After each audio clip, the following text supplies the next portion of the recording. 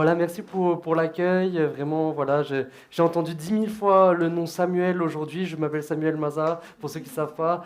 Et c'est toujours perturbant d'entendre 10 000 fois son prénom. Mais voilà, c'était pas moi. Mais en tout cas, voilà, content d'être avec vous.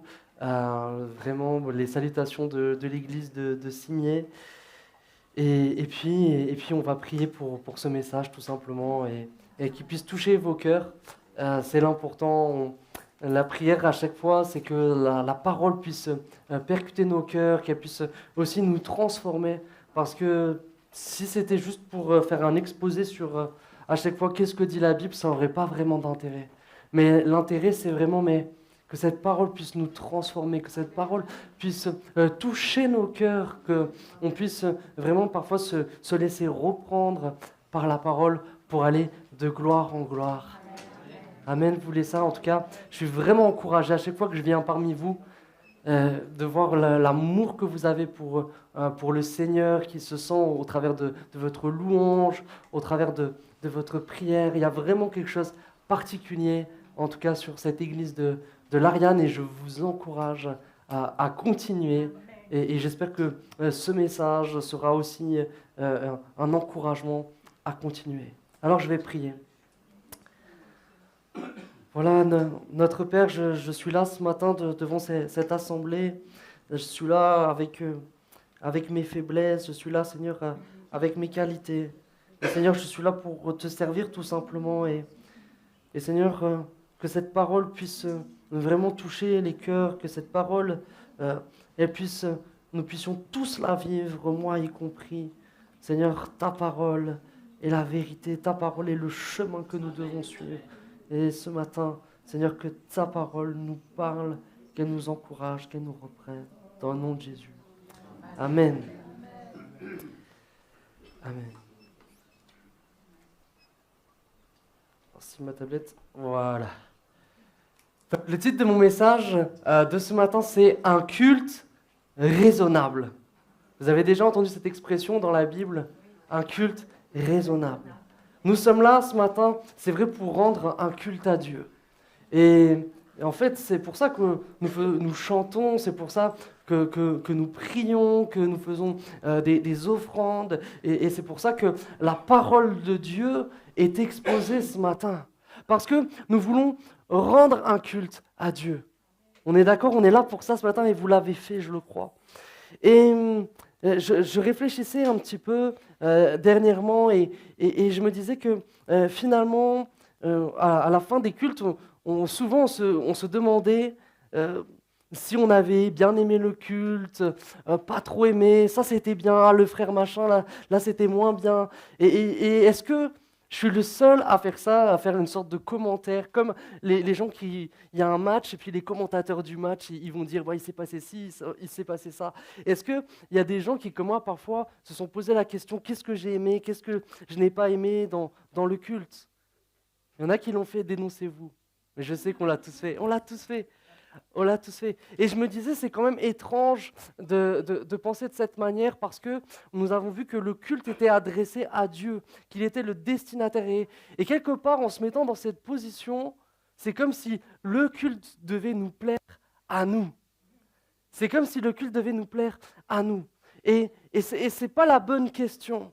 Et ce matin, j'aimerais qu'on puisse réfléchir à comment rendre un culte qui plaît à Dieu.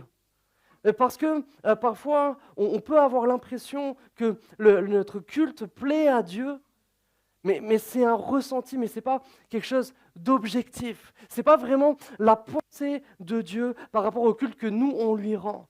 Et on voit ça dans la parole au travers de l'exemple d'Israël. Israël, au temps du prophète Amos, était super satisfait de son culte. Parce que c'était un temps de prospérité et le culte était beau et ils étaient contents de ce qu'ils apportaient. Et puis, le prophète Amos vient vraiment détruire toutes leurs illusions.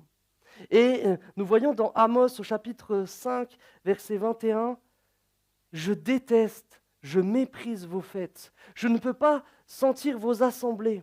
Quand vous me présentez des holocaustes et des offrandes, je n'y prends aucun plaisir. Et les veaux engraissés que vous offrez en sacrifice de communion, je ne les regarde pas. Éloigne de moi le bruit de tes cantiques, je n'écoute pas le son de tes luttes. Et c'est vraiment dramatique en fait. Ces gens étaient tellement contents de ce qu'ils apportaient à Dieu, tellement satisfaits, mais Dieu vient leur dire, mais ça ne va pas. Et ce matin, je vous le dis, je ne viens pas pour vous dire, voilà, on est comme ça à l'Ariane, mais je viens juste nous interroger. Je viens juste nous interroger sur, au fond, qu'est-ce que Dieu pense de mon culte à moi? Et on n'est pas là pour donner un jugement sur n'importe quelle église, mais la vraie question en vérité, c'est qu'est-ce que pense Dieu de mon culte à moi? Le culte que je dois lui apporter tous les jours, parce que vous êtes d'accord que là, c'est la pointe de l'iceberg, les réunions. Mais toute la semaine, nous devons rendre un culte à Dieu. Toute la semaine. Et qu'est-ce que Dieu voit? Qu'est-ce que Dieu pense de ce culte? Est-ce qu'il en est satisfait? Et c'est ma question ce matin. Est-ce que Dieu est satisfait de mon culte? Alors on peut avoir ce ressenti, mais le ressenti ment parfois. Et si nous voulons savoir ce que Dieu vraiment pense de notre culte, il faut nous tourner vers sa parole, parce que sa parole est une lumière à nos pieds. C'est sa parole qui nous éclaire, c'est sa parole qui nous conduit dans toute la vérité à propos de lui et dans toute la vérité à propos de nous. Et ce matin, vraiment, je veux t'encourager à être dans cette vérité de la parole. Je veux t'encourager à examiner par rapport à la parole si ce culte est bien le culte que Dieu attend. Ce culte que Dieu attend, nous le trouvons dans Romains au chapitre 12, verset 1. Et ça va être mon texte vraiment de référence. Romains chapitre 12, verset 1, et je vais lire la version second 21. Je vous encourage donc, frères et sœurs, par les compassions de Dieu, à offrir votre corps comme un sacrifice vivant, saint, agréable à Dieu. Ce sera de votre part un culte raisonnable. Nous voyons dans ce passage vraiment le fait qu'il existe bien un culte raisonnable que Dieu attend. Et le mot raisonnable, ça vient de la même racine de logique. Il existe un culte logique que Dieu attend. Et Paul ici commence à donner un petit peu les contours de ce culte que Dieu attend. Et Paul va développer dans les chapitres suivants en pratique quel est ce culte que Dieu attend. Mais ce matin, j'aimerais que nous puissions nous arrêter sur la base de ce culte que Dieu attend. Et cette base, nous la découvrons dans ce passage. Les bases du culte raisonnable. Les bases du culte raisonnable. Et alors que nous allons voir les bases de ce culte raisonnable, j'aimerais dire qu'il ne s'agit pas d'ici d'un culte exceptionnel dont nous allons parler. Nous n'allons pas parler d'un culte extraordinaire. Nous n'allons pas parler d'un culte qui va faire que Dieu va dire « Waouh, celui-là, celle-là est génial !» Nous allons parler simplement de ce culte qui est le minimum que Dieu peut agréer. Et c'est de ça dont il est question ici. Le minimum que Dieu peut agréer, que Dieu peut valider de notre part. Quand on pense à ce culte minimum, peut-être qu'on raisonne de la mauvaise manière. Peut-être qu'on se dit que le culte minimum, c'est est-ce que j'ai passé tant d'heures de prière ce matin? Est-ce que j'ai passé tant d'heures de lecture de la parole dans la semaine? Quand on pense à un minimum, on peut penser, est-ce que j'ai mis le bon montant sur le chèque ou dans l'ordre du virement pour le dimanche matin? Pour les dîmes et les offrandes. On peut penser de cette manière-là. Mais Paul dit quelque chose de différent. Dieu ne cherche pas notre temps ou notre argent seulement. Il nous dit que Dieu ne cherche pas un engagement moral seulement. Il nous dit que le culte minimum n'est rien de moins que offrir son corps comme un sacrifice vivant, saint et agréable à Dieu. C'est ça le culte minimum que Dieu attend, c'est que nous puissions nous offrir nous-mêmes, pas simplement en pensée, oh Seigneur, tu sais que je t'aime, mais que nous puissions nous offrir tout entier, que nous puissions donner notre corps, parce que vous avez remarqué que nous avons un corps, et que ce corps, il ne sert pas à rien, ce corps, il peut être utile, et ce corps, il doit être utile pour rendre un culte à Dieu. Il doit être utile pour rendre un culte à Dieu. Et aujourd'hui, nous devons réaliser ce que Dieu attend. Et aujourd'hui, nous devons finalement prendre la mesure de ce que Dieu attend. Et peut-être que nous étions satisfaits jusque-là. On se disait, bon, je suis plutôt pas mal, mais j'aimerais que tu puisses ne pas te satisfaire toi-même, mais que tu puisses chercher à satisfaire Dieu ce matin. Que tu puisses chercher à satisfaire Dieu en mettant ta vie tout entière sur l'autel. C'est de là dont il est question. Il est question de dire à Dieu, je te donne tout, je te livre tout, je suis un sacrifice pour toi. Je suis un sacrifice pour toi. Mets ta vie sur l'autel ce matin. Mets ta vie sur l'autel parce que c'est là ce que Dieu attend. Dieu se fiche de ton argent si il se fiche de tout ce que tu vas faire si tu ne mets pas à un moment donné ta vie sur l'autel. C'est ça qu'il attend. Mettre sa vie sur l'autel, qu'est-ce que ça veut dire? Ça veut dire que tu viens devant Dieu et tu dis, je t'abandonne toute ma volonté.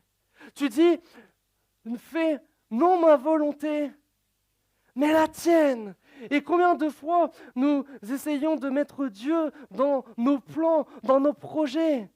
Mais Dieu nous dit, mais le culte raisonnable, ce n'est pas d'essayer de me mettre dans vos projets, mais le culte raisonnable, c'est de soumettre votre volonté à moi. Mais le culte raisonnable, c'est de chercher à faire ce que j'attends de vous. Voilà ce qu'est mettre sa vie sur l'autel. Mettre sa vie sur l'autel, c'est nous détourner de nos péchés. Frères et sœurs, j'ai été comme ça pendant des années. J'ai été partager un peu mon corps pour le service de Dieu, un peu mon corps pour la gloire de Dieu et un peu mon corps pour le péché. Pour le péché, et le péché, ce n'est pas rien. Le péché est ce lien qui nous lie au diable. Jésus pouvait dire que le diable n'avait rien en lui parce que Jésus n'avait aucun péché. Et trop souvent, nous gardons nos péchés. Trop souvent, nous préférons nous faire des histoires. Nous préférons dire, mais voilà, je suis incapable, je suis esclave. Et alors, je ne peux pas résister. Alors, je m'apitoie. Et alors, je continue à pécher constamment.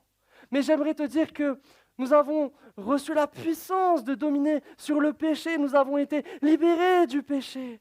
Et nous devons couper net avec le péché. Nous devons nous en détourner. Trop souvent, nous aimons notre péché. Et c'est pour ça qu'il est si difficile de nous en détourner alors que Dieu lui-même nous en a libérés. Mais le culte raisonnable, c'est dire je me détourne du péché. Et désormais, ce corps, ces membres, vont servir pour la gloire de Dieu, vont servir à Dieu. Romains 6, 13, 14 dit « Ne mettez plus vos membres au service du péché comme des instruments de l'injustice, mais au contraire, livrez-vous vous-même à Dieu comme des morts revenus à la vie et mettez vos membres à son service comme des instruments de la justice. » On a des idées sur est-ce que notre culte personnel est bon, est-ce que Dieu est satisfait. Mais au travers de ce passage, nous voyons la dimension, la mesure du culte que Dieu attend de nous. Nous voyons ces choses et nous avons vu que c'est simplement raisonnable. Et ce mot est intéressant, raisonnable. Ce mot est intéressant, et quand on considère le contraire de raisonnable, c'est d'autant plus intéressant. Si ça c'est le culte raisonnable de s'offrir tout entier à Dieu, ce qui est déraisonnable, c'est de ne pas le faire. C'est important de réaliser que ne pas le faire est déraisonnable. C'est important de réaliser que ne pas le faire est quelque chose d'insensé. C'est quelque chose d'insensé parce que Jésus a dit que celui qui voudra sauver sa vie la perdra. Mais celui qui la perdra à cause de moi la retrouvera. On est là, on est peut-être satisfait sans tout offrir, mais c'est insensé. Dieu ne nous encense pas en disant voilà, c'est déjà bien ce qu'il fait, mais Dieu dit mais ne t'ai-je pas prévenu? Ne t'ai-je pas prévenu que si tu ne te donnais pas tout entier à moi, tu étais perdu? Et nous faisons parfois des paroles de Jésus des choses optionnelles. Oui, c'est une option, Jésus a dit ça, mais c'était il y a 2000 ans maintenant. Mais ce qu'il a dit il y a 2000 ans est valable pour l'Église du 21e siècle. Ce qu'il a dit il y a 2000 ans est valable pour toi aujourd'hui. Et trop de gens se bercent d'illusions, trop de gens se racontent des histoires. Ils se disent, je garderai ma vie et Dieu me fera grâce. Mais Jésus nous parle de ceux qui entendent la parole et ne la mettent pas en pratique. Il nous dit que ceux qui entendent la parole et ne la mettent pas en pratique, eh bien, sont comme des fous qui bâtissent leur maison sur le sable. Les fous qui bâtissent leur maison sur le sable, ils s'attendent au jour du jugement, au jour de l'épreuve, que ça tienne. Mais c'est fou, parce qu'ils sont fous.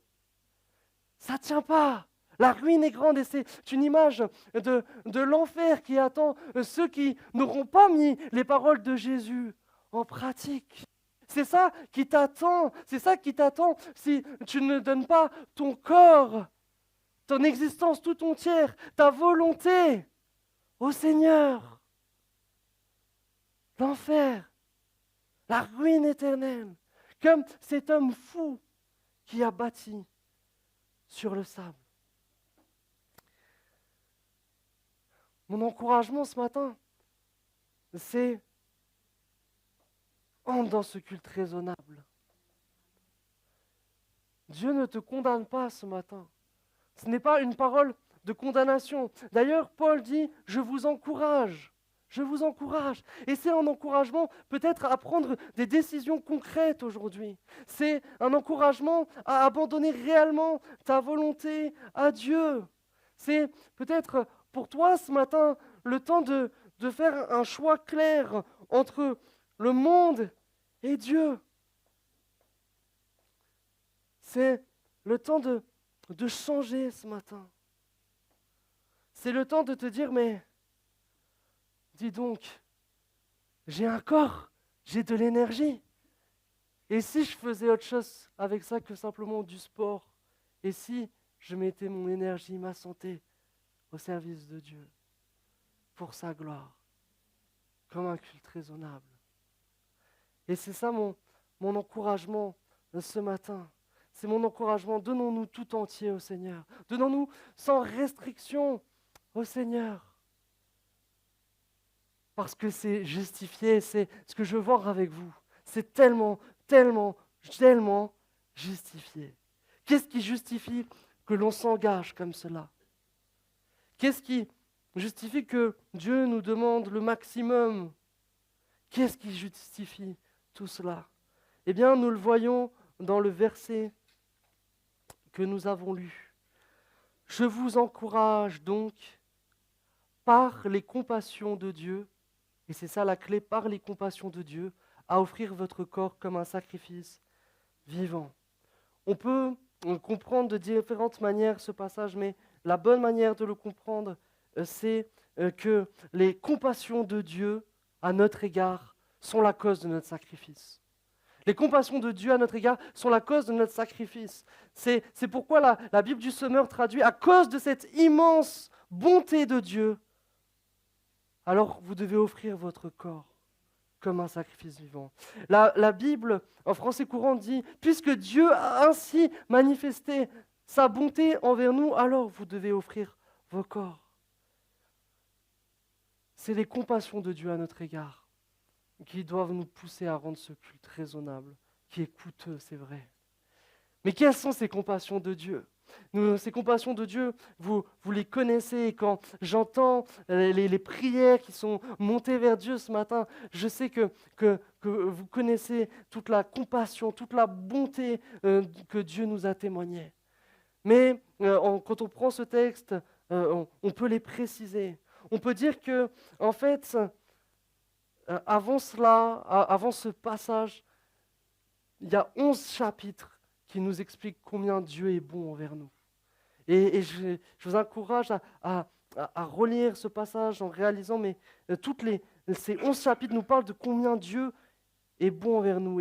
Et donc c'est après avoir parlé pendant 11 chapitres de combien Dieu est bon envers nous, que là il nous est dit, à cause de combien il est bon envers nous, offrez vos corps. Et si on doit résumer, qu'est-ce que nous disent ces 11 chapitres? Ces 11 chapitres nous disent que Dieu nous a justifiés de nos péchés par la foi.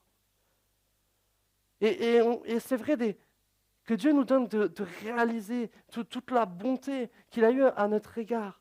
Nous sommes pécheurs, nous sommes injustes devant Dieu, nous sommes dignes de condamnation, et par la foi, Dieu nous déclare justes. Par sa grâce, parce que nous acceptons de croire en lui, il nous déclare justes. C'est la bonté de Dieu à notre égard. Nous voyons aussi dans ces chapitres que Dieu, alors que nous n'aimions pas Dieu, alors que nous étions loin de lui, alors que nos vies étaient une offense à son nom, il nous a offert à la croix la réconciliation. Dieu est tellement bon, il vient nous chercher là où nous sommes. Il nous propose la réconciliation. Ces chapitres nous disent aussi que Dieu nous a donné son esprit pour que nous soyons libérés de l'esclavage du péché et de la mort.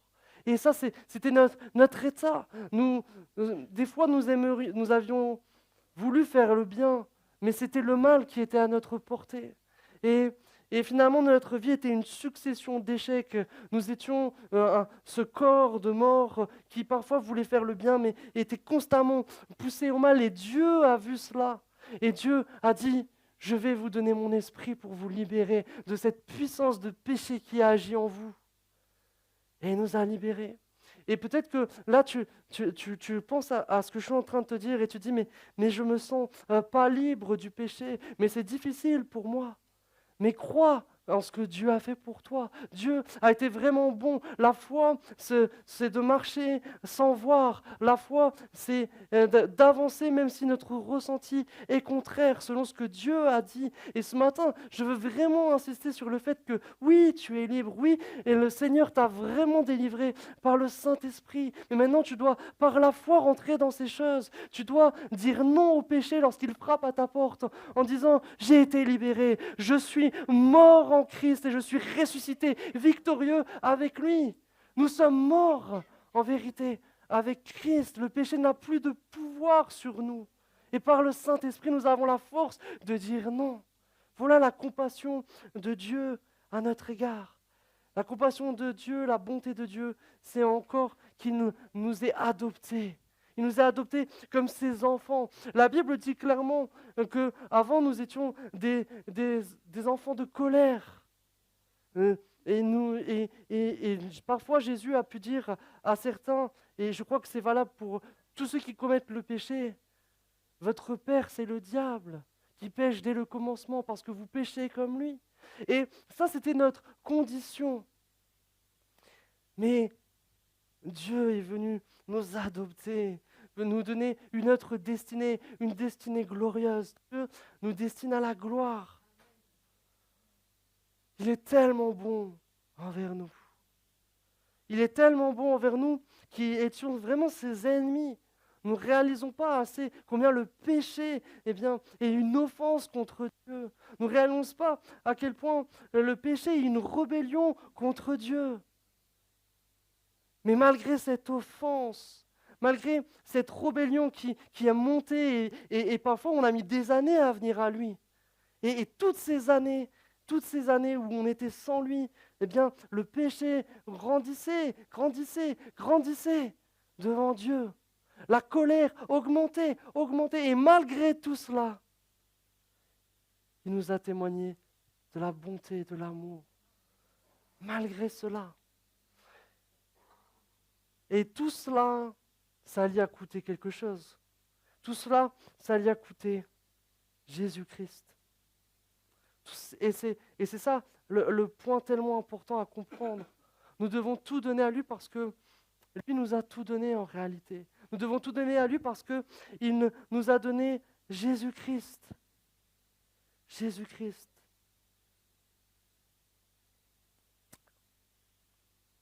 On pourrait passer une vie en fait à réfléchir au don de Jésus-Christ. Moi, ma prière, c'est d'être jamais blasé de la croix.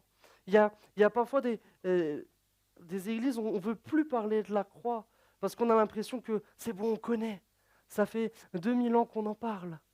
On va parler d'autres choses, on va parler, pour ceux qui me connaissent, des trucs qui m'énervent, mais on va parler du business, comment Dieu va te faire réussir, comment tu vas développer ceci. Il y en a qui ne veulent plus parler de la croix, mais la croix, il faut tellement la comprendre, cette croix. Il faut tellement comprendre ce que Dieu a accompli en donnant son Fils Jésus. La bonté de Dieu, elle a coûté Jésus qui souffre le martyre pour nous. Elle a coûté, c'est vrai, on l'a entendu dans les prières, cette couronne d'épines, elle a coûté les moqueries, elle a coûté le fouet, elle a coûté les clous. Voilà ce qui a coûté. Eh bien, le don de Jésus. Mais je pense que on aurait tort de s'arrêter à simplement les souffrances physiques, mais je crois qu'il faut aussi que nous puissions considérer les souffrances morales de Jésus. Et ce n'est pas un point de doctrine, mais ce que je pense, c'est que c'est pas les souffrances physiques qui ont tué Jésus, mais c'est cette souffrance morale de prendre le péché sur lui, de prendre le châtiment de Dieu sur lui. Parce qu'il est mort assez vite, en quelques heures, alors que l'asphyxie, ça devait durer des heures, mais il est mort assez rapidement. Nous devons réaliser que Jésus, qui était ce Fils saint, ce Fils parfait devant Dieu, qui faisait la joie du Père, s'est fait péché pour nous. Et je pense que c'est ça le plus dur, c'est ça le plus terrible, ce qui a coûté le plus, c'est qu'il a pris toute la laideur des péchés de l'humanité. Et nous, on est dégoûtés quand on lit parfois l'actualité, ce qui se passe, on se dit, mais comment les gens peuvent faire des choses aussi odieuses, aussi dégoûtantes? Et pourtant, nous sommes imparfaits, pourtant, nous avons été conçus dans le péché, pourtant, nous sommes nous-mêmes pas parfaits. Mais Jésus a pris le pire sur lui. Il a pris le pire de l'humanité. Il a pris le pire de toi et moi. Voilà ce qui a coûté la croix. Le pire que nous étions capables de produire dans notre folie du péché. Il a subi le châtiment après avoir porté tout cela de Dieu. Le châtiment qui nous donne la paix est tombé sur lui. C'est ça qui doit nous conduire à offrir notre vie en retour. C'est la croix tout simplement. C'est l'appel de la croix. C'est ce Sauveur qui donne tout. C'est le Père qui nous a donné son Fils. C'est ça que nous devons réaliser ce matin. Il nous a donné ce qu'il avait de plus précieux. Et nous, en retour, tout simplement, nous donnons notre vie qui l'est beaucoup moins. Vous êtes d'accord qu'elle est beaucoup moins précieuse que la sienne? Et finalement, le fait de vouloir retenir notre vie, c'est dire que, au fond, la nôtre est plus précieuse. Et c'est ça qui est insensé. C'est ça qui est déraisonnable. C'est de penser que notre vie vaudrait plus que la sienne. Que nous puissions prendre les choses dans le bon ordre. Que nous puissions être raisonnables ce matin. Que nous puissions être logiques ce matin. Ce matin, c'est peut-être l'occasion de se repositionner. C'est peut-être l'occasion de se recentrer. Et comme je vous l'ai dit, c'est un encouragement. Dieu ne nous condamne pas ce matin. Il ne nous dit pas, t'as fait n'importe quoi. Mais il dit, dans ma grâce, je te renouvelle ma bonté. Dans ma grâce, je te parle encore ce matin. Et peut-être Dieu t'a parlé plein de fois. Il t'a dit plein de fois, arrête d'en faire qu'à ta tête. Il t'a dit plein de fois, arrête avec ce péché. Et ce matin, il est encore bon en fait. Et ce matin, il te donne encore une chance. Il te dit, rentre dans ce culte raisonnable. Il te dit, fais le nécessaire. Et ma conclusion, c'est que s'engager dans ce culte raisonnable envers Dieu, c'est vrai, c'est une question d'être sage finalement, parce que on l'a vu, c'est logique, il a tout donné pour moi, sa vie, la vie de Jésus qui vaut tellement plus que la mienne. Donc c'est logique, c'est une réponse adaptée de lui donner en retour, n'est-ce pas? Mais il y a plus que cela. Je voudrais dire que s'engager dans un culte raisonnable est une source de bénédiction. C'est une source de bénédiction parce que cela attire la faveur de Dieu sur une vie. Parce que cela fait monter un parfum d'une agréable odeur. Et cela le pousse à se servir de nous. Nous voyons ça dans l'Ancien Testament, nous voyons dans Lévitique 9, 24, qu'à un moment donné, il y a un sacrifice qui est fait selon les prescriptions de Dieu. Et il nous est dit qu'un feu sortit de devant Dieu et brûla l'holocauste et les graisses sur l'autel. Tout le peuple le vit et ils poussèrent des cris de joie et se jetèrent le visage contre terre. Dieu s'est manifesté en réponse à cette offrande qui est montée. On a vu qu'il y a des choses qui ne lui plaisaient pas, mais cette offrande-là, ce sacrifice-là, l'a satisfait. Alors son feu est tombé et le peuple a été dans la joie. Et cette image de l'Ancien Testament nous renvoie à nous aujourd'hui. Et cette image du feu qui tombe, c'est l'image du Saint-Esprit qui descend sur nous. Et lorsque nous offrons notre corps tout entier, alors la faveur de Dieu se manifeste par le Saint-Esprit qui tombe sur une vie, le Saint-Esprit qui nous embrasse, le Saint-Esprit qui se saisit de nous. Et là, il y a la joie.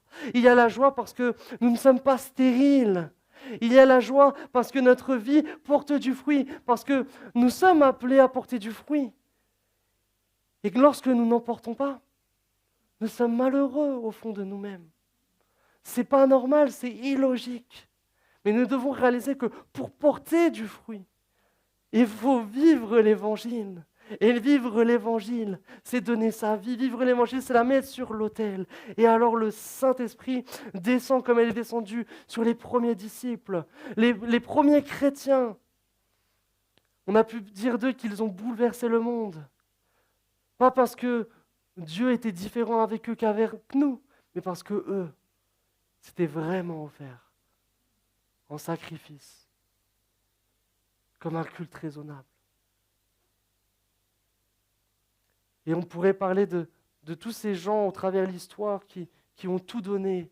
Vous avez peut-être lu le livre de Douglas Scott, tout le monde connaît quasiment, mais c'est Douglas Scott qui a implanté les Assemblées de Dieu en France.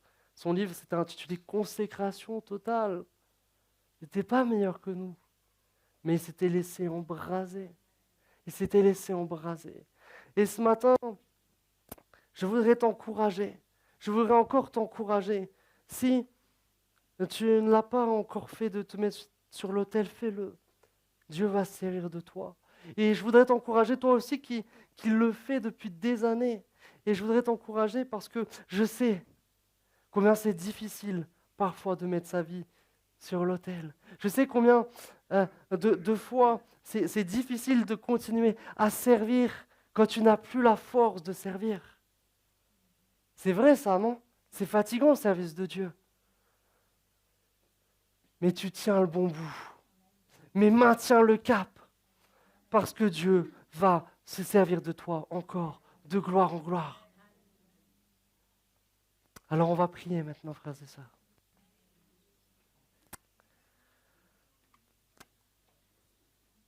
Seigneur, Seigneur, nous nous plaçons devant toi ce matin. Nous nous plaçons devant la croix ce matin encore. Nous contemplons tout ce que tu as accompli. Qu'est-ce que tu n'as pas donné pour nous? Qu'est-ce que tu n'as pas fait pour nous? Nous ne méritions rien, c'est vrai. Nous ne méritions que le châtiment éternel.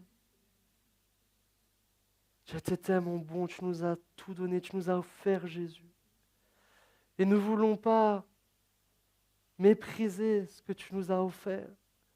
Nous ne voulons pas considérer notre vie comme plus précieuse que celle de Jésus. Mais nous voulons répondre ce matin encore. Nous voulons répondre ce matin encore en disant, je me donne en retour. Nous voulons répondre ce matin encore en disant, je me soumets à ta volonté.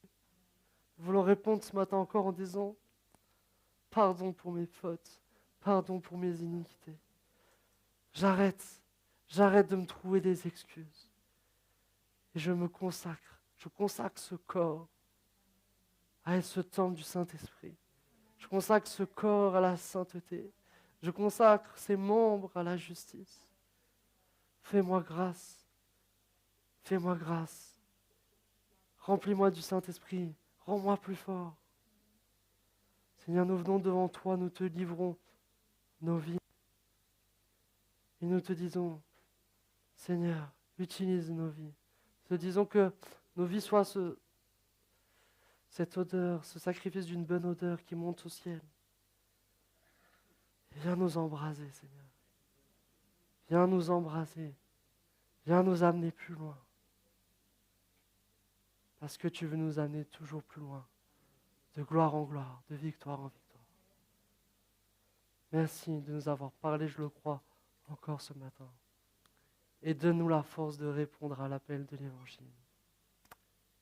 Amen.